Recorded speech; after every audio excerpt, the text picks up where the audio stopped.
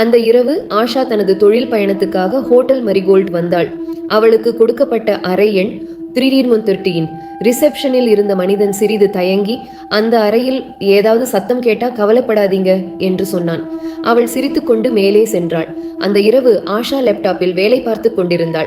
அப்போது கழிவறை விளக்கு சிவப்பாக மின்னியது. அவள் உள்ளே போய் பார்த்தாள். வெள்ளை பல்புதான். ஆனா வெளியே வந்தவுடன் லேப்டாப்பில் ஒரு புதிய கோப்புரை தோன்றியது. Do not open. அவள் திறந்தாள். அதுக்குள் ஒரு வீடியோ, பழைய காட்சி போல் அதே அறை பொதிநூறில் எடுக்கப்பட்டிருந்தது. அதுல ஒரு பெண் படுக்கையில் உட்கார்ந்து சொல்றா, இந்த வீடியோ பார்க்கிறவரே கண்ணாடியை நோக்காதீங்க. ஆஷா மெதுவாக திரும்பினாள். அறையில் இருக்கும் கண்ணாடி மூட்டமாகி இருந்தது. அதுல யாரோ எழுதியிருந்தது, வெல்கம் பேக்.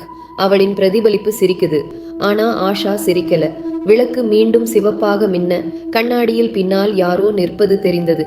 நீளமான முடி, வெண்மை முகம், கருப்பு கண்கள். ஒரு கணத்தில் மின்சாரம் போய்விட்டது.